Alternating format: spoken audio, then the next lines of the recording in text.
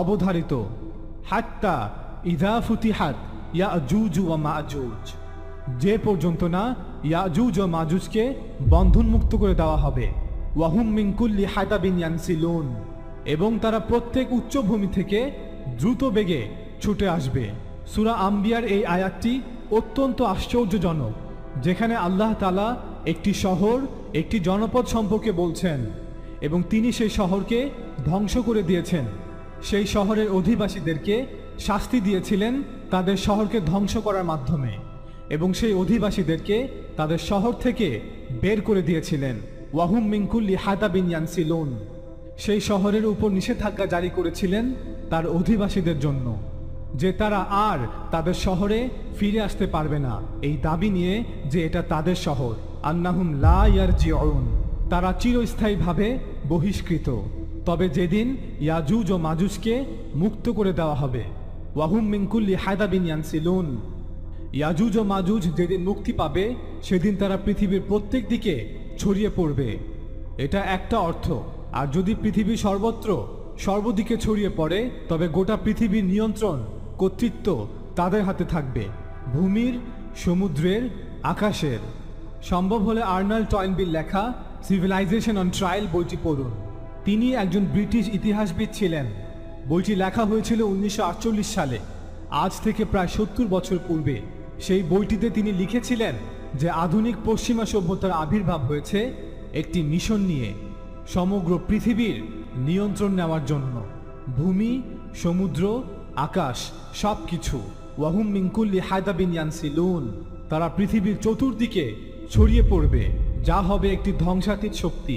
পৃথিবীর মানব ইতিহাসে এই প্রথমবার একটি জাতি পুরো পৃথিবীকে নিয়ন্ত্রণ করছে। এর আগে কেউই এমনটা করতে সক্ষম হয়নি। আরেকটি অর্থ, তারা অবতরণ করবে প্রত্যেক উঁচু স্থান হতে, অর্থাৎ তারা আমাদেরকে, গোটা পৃথিবীকে তাদের লক্ষ্যবস্তু বানাবে। গোটা পৃথিবীর উপর তারা নিজেদেরকে চাপিয়ে দিবে। আপনি চাইলেও তাদের থেকে বাঁচতে পারবেন না। কোন শহর এটা, যেই শহরটিকে নিষিদ্ধ করা হয়েছে তার অধিবাসীদের জন্য, এবং যে শহরের সাথে ইয়াজুজ ও মাজুজের সম্পর্ক রয়েছে? আমরা যে পদ্ধতি অবলম্বন করেছি তা হলো, আমরা সবগুলো হাদিস দেখেছি ইয়াজুজ মাজুজ সম্পর্কে। আমরা দেখেছি এমন কোনো শহরের নাম বলা আছে কিনা যার সাথে ইয়াজুজ ও মাজুজের সংযোগ রয়েছে, এবং আমরা সব হাদিস দেখে এটা নিশ্চিত হয়েছি যে শুধুমাত্র একটি শহরের নাম বলা আছে ইয়াজুজ মাজুজের সাথে, আর সেটা হচ্ছে বাইতুল মাকদিস, জেরুজালেম, আল কুদস। এবং আমরা দেখেছি যে পবিত্র কোরআনে এমন কোনো শহরের নাম বলা আছে কিনা, এমন কোনো জনপদের নাম বলা আছে কিনা যাদেরকে আল্লাহ তাআলা তাদের শহর থেকে বের করে দিয়েছিলেন, যাতে তারা আর তাদের শহরে ফিরে আসতে না পারে, এবং যারা আল্লাহ তাআলার নিষেধাজ্ঞা থাকা সত্ত্বেও সেই শহরে ফিরে এসেছে আল্লাহ তাআলার হুকুম অমান্য করে।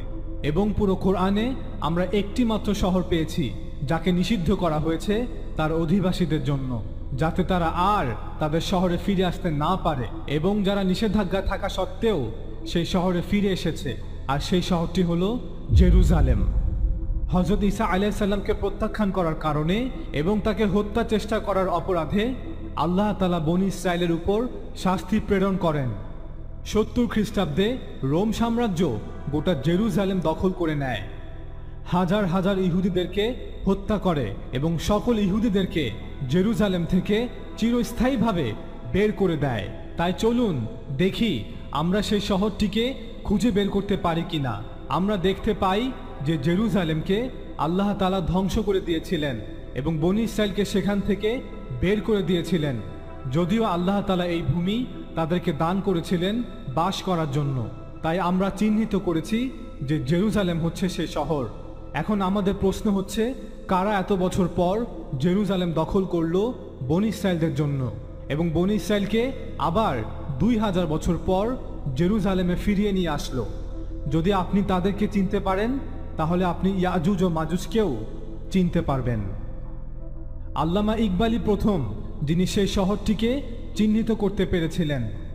সমগ্র মুসলিমদের মধ্যে মাত্র একজন, তিনি শুধু চিহ্নিতই করেননি, দাবিও করেছিলেন।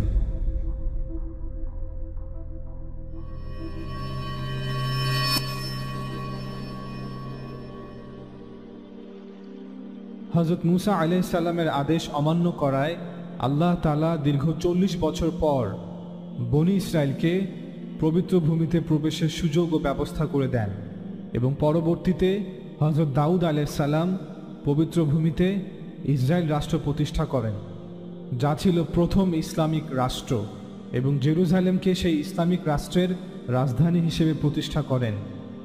ওনার ইন্তেকালের পর হযরত সুলাইমান আলাইহিস সালাম ইসরায়েলের সিংহাসনে বসেন এবং তিনি জেরুজালেমে সেই বিখ্যাত মসজিদটি নির্মাণ করেন। আর আপনি যদি পবিত্র কোরআনে হযরত সুলাইমান আলাইহিস সালাম ও রানী বিলকিসের ঘটনার দিকে লক্ষ্য করেন, তখন স্পষ্টভাবে দেখতে পাবেন যে সেই সময় ইসরায়েল ছিল গোটা অঞ্চলের একমাত্র শাসক রাষ্ট্র।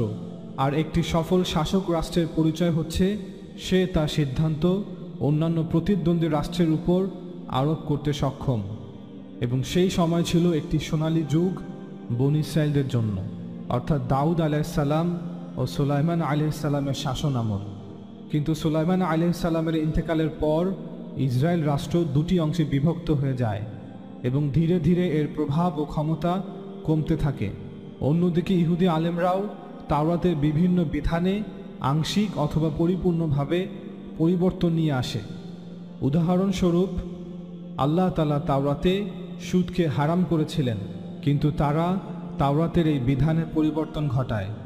বর্তমানে তাওরাত মতে একজন ইহুদি আরেকজন ইহুদিকে কখনো সুদে অর্থ, খাবার অথবা অন্য যে কোনো কিছু ঋণ দিতে পারবে না, কিন্তু যারা গয়িম অর্থাৎ ইহুদি না, জেন্টাইল, তাদেরকে সুদে ঋণ দেয়া হালাল।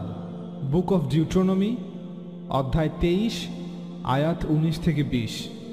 অন্যান্য বিষয়গুলো সহ তাওরাতের এই পরিবর্তনগুলোর মাধ্যমে ইহুদিরা সমষ্টিগতভাবে পবিত্র ভূমির উত্তরাধিকার পাবার শর্ত অর্থাৎ সদাচার ও ঈমান ভঙ্গ করে, এবং ওই শর্ত ভঙ্গের ফলস্বরূপ ইহুদিদেরকে পবিত্র ভূমি থেকে আল্লাহ কর্তৃক বহিষ্কারের ঘটনা ঘটে। আল্লাহ তাআলা পবিত্র কোরআনে বলেন, ওয়াকাদাইনা ইলা বানি ইসরাঈলা ফিল কিতাব লা তুফসিদুন্না ফিল আরদি মাররাতাইন ওয়া লা তা'লুন্না উলুওয়ান কাবীরা। অর্থাৎ আমি তাওরাতে বলে দিয়েছি যে বনী ইসরাইল দুইবার এই পবিত্র ভূমিতে ফাসাদ সৃষ্টি করবে, অর্থাৎ এটাই হলো প্রথমবার। আল্লাহ তাআলা তাদের এই ফাসাদের জবাব দেন এক বাহিনীকে প্রেরণের মাধ্যমে। প্রথম ঘটনাটি ঘটে খ্রিস্টপূর্ব 587 সনে, যখন নেবুকাদনেজার বা বখতে নসরের নেতৃত্বে ব্যাবিলনের এক বাহিনী জেরুজালেম অবরোধ করে, তারপর পুরো শহর পুড়িয়ে দেয়, শহরের শত শত ইহুদি অধিবাসীদের হত্যা করে, সুলাইমান আলাইহিস সালামের তৈরি করা মসজিদ ধ্বংস করে দেয় এবং ইহুদিদেরকে কৃতদাস বানিয়ে ব্যাবিলনে নিয়ে যায়। আর এখন তারা ব্যাবিলনে নদীর পাশে বসে ক্রন্দন করছে।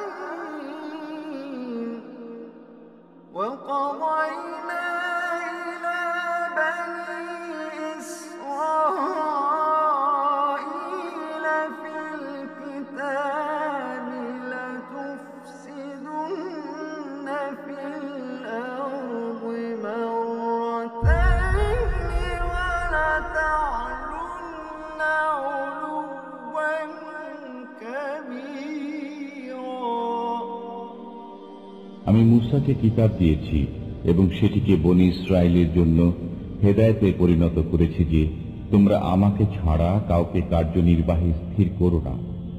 তোমরা তাদের সন্তান যাদেরকে আমি নূহের সাথে সওয়ার করিয়েছিলাম, নিশ্চয় সে ছিল কৃতজ্ঞ বান্দা।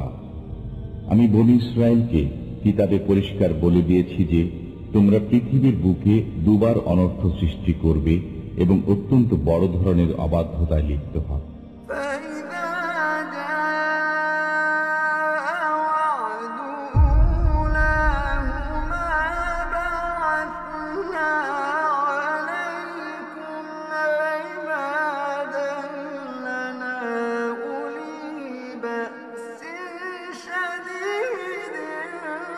فجاء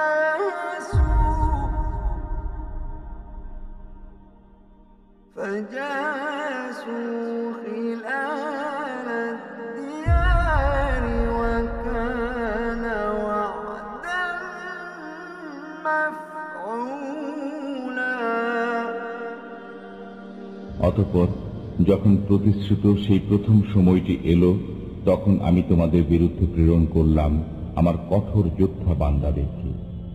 অতঃপর তারা প্রতিটি জনপদের আনাচে কানাচে পর্যন্ত ছড়িয়ে পড়ল। এ ওয়াদা পূর্ণ হওয়ার ছিল। অতঃপর আল্লাহ তাআলা আরেকজন নবীকে তাদের কাছে পাঠান, নবী আইসায়া আলাইহিস সালাম, যাতে করে তাদেরকে এক ঐশ্বরিক অঙ্গীকার সম্বন্ধে অবহিত করা হয়। কি ছিল সেই ঐশ্বরিক অঙ্গীকার? আল্লাহ তাআলা তাদের কাছে এমন একজন নবীকে পাঠাবেন যিনি মাসিহ বলে পরিচিত হবেন এবং যিনি দাউদ আলাইহিস সালামের সিংহাসন থেকে পৃথিবীতে তার শাসন প্রতিষ্ঠা করবেন, এবং তিনি হবেন পৃথিবীর এক সুবিচারক শাসনকর্তা যিনি পৃথিবীর বুকে ন্যায় বিচার প্রতিষ্ঠা করবেন। বুক অফ আইজায়া অধ্যায় 9 আয়াত 6 থেকে 7। কিন্তু যখন তাদেরকে এই ঐশ্বরিক অঙ্গীকার সম্বন্ধে অবহিত করা হয়, তখন তারা কৃতদাস হিসেবে ব্যাবিলনে ছিল এবং পবিত্র ভূমি জেরুজালেমও ব্যাবিলনের দখলে ছিল। বনী ইসরায়েলরা বুঝতে পেরেছিল যে যদি মাসিহকে এই ঐশ্বরিক অঙ্গীকার বাস্তবায়ন করতে হয়, তবে তাকে 4টি কাজ সম্পন্ন করতে হবে। তবেই মাসিহ পৃথিবীকে শাসন করতে পারবে দাউদ আলাইহিস সালামের সিংহাসন থেকে, অর্থাৎ জেরুজালেম থেকে। প্রায় 100 বছর পর একসময় ঠিকই ব্যাবিলনে পরিস্থিতির পরিবর্তন হতে থাকে। পবিত্র ভূমি স্বাধীন করা হয়। পারস্য সাম্রাজ্যের মহান রাজা সাইরাস ব্যাবিলন সাম্রাজ্যকে পরাজিত করে পুরো মিডিয়া অঞ্চল জয় করে নেয় এবং তিনি বনী ইসরায়েলদের মুক্ত করে পবিত্র ভূমিতে ফিরে যাওয়ার অনুমতি দান করেন এবং সুলাইমান আলাইহিস সালামের নির্মিত মসজিদকে আবার পুনর্নির্মাণের জন্য সব রকম সহায়তা প্রদান করেন। এই সব কিছুর পর ইহুদিরাও অপেক্ষা করতে থাকে যে মাসিহ কখন আসবে। আমাদের মাসিহ যে কোনো সময় চলে আসতে পারে, আমাদের সোনালী যুগ আবার ফিরে আসবে, পূর্বের ন্যায় আমরা আবার এই অঞ্চলকে শাসন করব। এবং নিশ্চিতভাবেই মাসিহ এসেছিলেন। কিন্তু যখন মাসিহ আসলেন, মারিয়াম তনয় ঈসা আলাইহিস সালাম তখন খুব অল্প সংখ্যকই তার উপর ঈমান এনেছিল।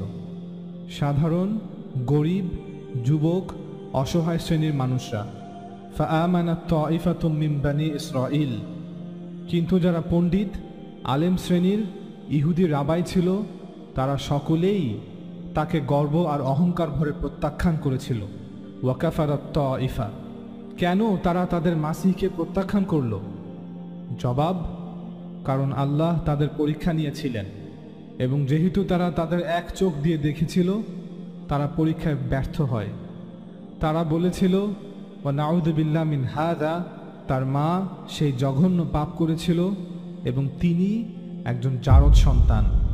যদি তারা তাদের 2 চোখ দিয়ে দেখত, তাদের অন্তরাত্মার চোখ, তবে তারা অবশ্যই জানতে পারত না, দৃশ্য এবং বাস্তবতা সম্পূর্ণভাবেই একে অপরের বিপরীত। তিনি আলাইহিস সালাম তখনও কুমারী ছিলেন যখন তিনি তার সন্তান আলাইহিস সালামকে জন্ম দেন। কিন্তু ইহুদি আলেমরা, রাবাইরা তাদের অন্তরের চোখ দিয়ে দেখেনি। আল্লাহ রসুল সাল্লাল্লাহু আলাইহিস সালাম আমাদেরকে জানান, এমন একজন পৃথিবীতে আসবে যে সেই মারিয়াম তনয় ঈসা আলাইহিস সালামকে নকল করবে, ভান করবে যেন সেই সত্যিকারের মাসিহ। অতএব সে হচ্ছে বিরাট ছদ্মবেশধারী। আসলে সে হবে দাজ্জাল, আল মাসিহুদ দাজ্জাল, ভণ্ড মাসিহ, অর্থাৎ অ্যান্টিক্রাইস্ট। দাজ্জাল অর্থ এমন একজন যে অন্যদেরকে ধোঁকা দেয়। এমন সকল কিছু যা দাজ্জালের সাথে সম্পৃক্ত, তার সবই দৃশ্য এবং বাস্তবতা সম্পূর্ণ বিপরীত।